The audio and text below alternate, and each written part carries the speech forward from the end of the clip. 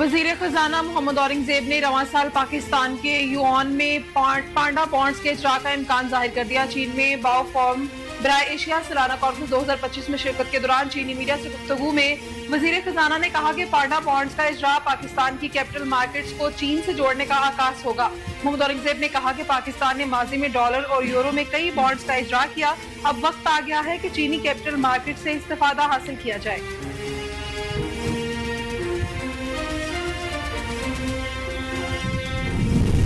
वजीर आजम ने peoples party को यकीन दिलाया कि 6 केनाल के मामले पर बैठकर बात करेंगे। केनाल्स के मामले पर जो इत्तेफाक राय से फैसला होगा उस पर अमल होगा।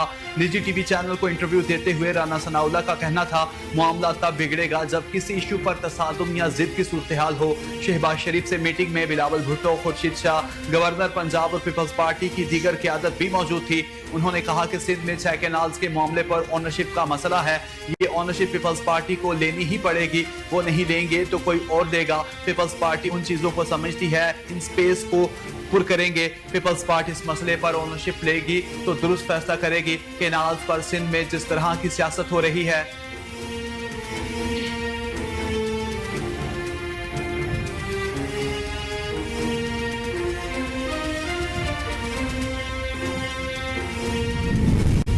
दहशतगर्दी का निशाना बनने वाली जाफर एक्सप्रेस 16 रोज बाद बहाल हो गई। जाफर एक्सप्रेस ट्रेन को वफाकी वजीर अमीर मुकाम और रेलवे हुकाम की मौजूदगी में पेशावर कैंट रेलवे स्टेशन से रवाना किया गया। जाफर एक्सप्रेस पेशावर से रवाना होकर पंजाब, सिंध और फिर बलोचिस्तान से होती हुई 34 घंटे के सफर के बाद कल शाम कोयटा पहुंचेगी। जाफर एक्सप्रेस में सफर के लिए 280 मुसाफिरों ने रिजर्वेशन हासिल की। पेशावर से 28 मुसाफिर रवाना हुए। ट्रेन पेशावर से पंजाब और फिर सिंध के बाद बलोचिस्तान में दाखिल होगी। जाफर एक्सप्रेस वाहिद रेलगाड़ी है जो 4 सूबों से गुजरती है।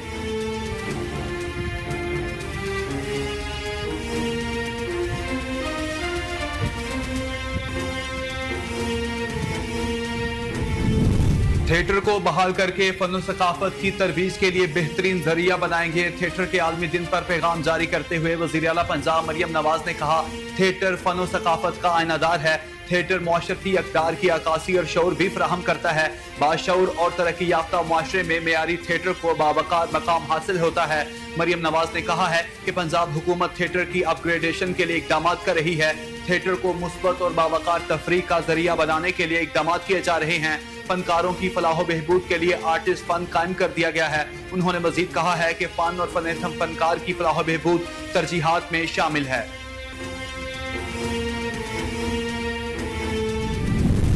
पानी बड़ा खतरनाक मसला है जिसको हंगामी बुनियादों पर हल करना जरूरी है। मीडिया से गुफ्तगू करते हुए सैयद खुर्शीद अहमद शाह ने कहा कि विफाक तहरीक इंसाफ के एहतजाजों में उलझा हुआ है। हम बोल रहे हैं कि पानी के मसले पर बात करें। अपने अदवार में सूबों के मसाइल को हमने सियासी तौर पर हल किया। खुर्शीद शाह ने कहा कि बांग्लादेश का नारा बाद में आया, इससे पहले तो सिंध देश के नारे लगते थे, हमने सियासी तौर पर हल किए। सदर साहब ने अपनी पहली तकरीर में ही वाजे कर दिया कि केनाल नहीं बनने चाहिए। रहनुमा पीपल्स पार्टी ने कहा कि वफाक बलूचिस्तान को संजीदगी से देख रहा है। हमने ब्रीफिंग भी मांगी थी, हमने तो तहरीक इंसाफ को भी बुलाया था मगर वो नहीं आए। तहरीक इंसाफ वाले हर बात पर सियासत करना चाहते हैं बल्कि मुनाफकत करना चाहते हैं।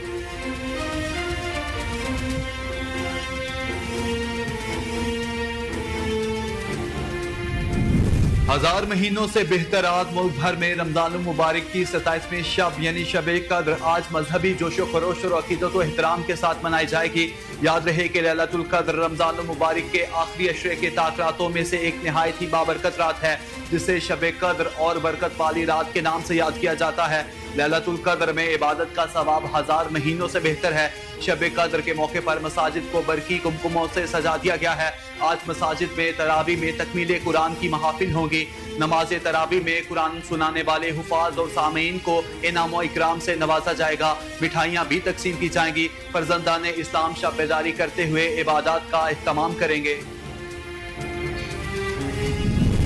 शवाल का चांद इतवार की शाम को नजर आने और ईद उल फित्र 31 मार्च बरोज पीर होने का कवी इम्कान है। माहिरीन फल्कियात के मुताबिक 30 मार्च की शाम को चांद की उम्र लगभग 28 घंटे होगी, जिसे देखना मुमकिन होगा। ताहम चांद नजर आने का हतमी ऐलान मरकजी रोयत हिलाल कमेटी के फैसले से मशरूत होगा। दूसरी जानिब महकमे मौसमियात की जानिब से ईद पर मौसम की सूरत हाल भी बेहतर रहने का इम्कान जाहिर किया गया है। ईद के तीनों रोज दर्जा हरारत मामूल के मुताबिक रहेगा।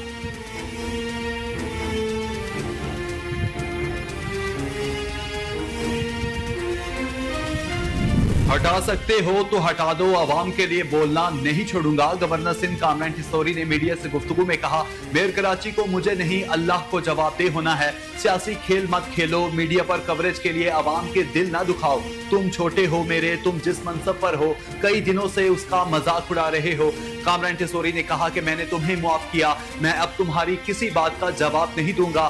सब इल्जाम गवर्नर पर और तुम हर चीज से बरी उल जिम्मा, ऐसे नहीं चलेगा। मजीद कहा, यह ट्रैफिक गर्दी रुकनी चाहिए, इस मसले पर सबको बैठना होगा। गवर्नर सिंह का कहना था कि जब तक साथ बैठकर मसले का हल नहीं निकालते हादसात नहीं रुकेंगे। ट्रैफिक कवानीन पर अमल दरामद कराना होगा।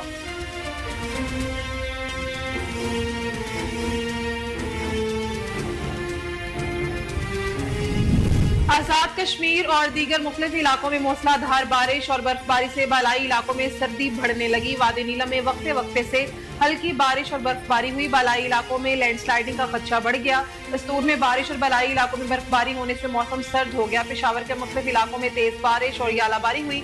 शहर और मुल्हिका इलाकों में वक्फे वक्फे से बारिश का सिलसिला जारी रहा। मियांवाली, ईसाखेल, फचक बेलट और गिरदो नवाह में बारिश होने से मौसम खुशगवार हो गया।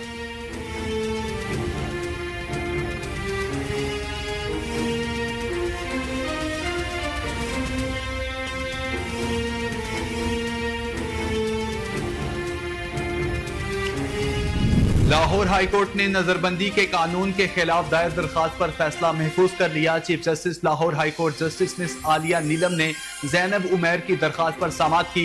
एडवोकेट जनरल पंजाब अमजद परवेज अदालत के रूबरू पेश हुए। दौरान समाअत वकील दरखास्त गुजार अजहर सदीक ने कहा कि एडवोकेट जनरल ऑफिस ने 27A के नोटिस का जवाब फाइल किया जो 1-2 दिन पहले मिला। ये केस सुनने का इख्तियार इस बेंच के पास नहीं है, ये केस जस्टिस अमजद रफीक के पास लगना था। बड़ी तफसील से उन्होंने केस सुना। जस्टिस अमजद रफीक ने कानून के मुताबिक हुक्म में इम्तना दिया।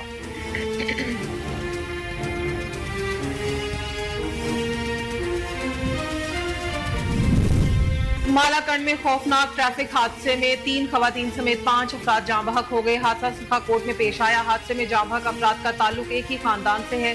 हादसे की इत्तला पर पुलिस और इमदादी टीमें फौरी तौर पर मौका पर पहुंच गई। लाशों को जरूरी कार्रवाई के लिए अस्पताल मुंतकिल कर दिया गया।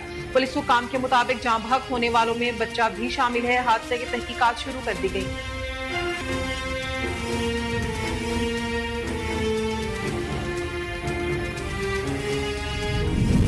अमेरिका ने कतर को जदीद दिफाई साजो सामान फरोख्त करने की मंजूरी दे दी। ये मुआहिदा लगभग $2 अरब मालियत का है।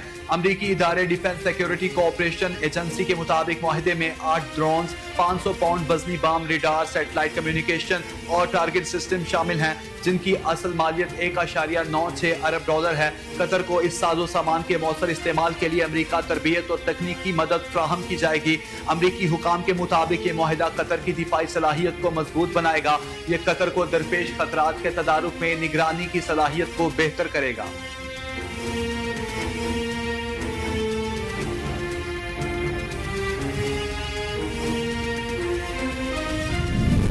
और क्रिकेटर्स की आलमी तंजीम वर्ल्ड क्रिकेटर्स एसोसिएशन ने क्रिकेट स्ट्रक्चर पर तफसीली रिपोर्ट जारी कर दी।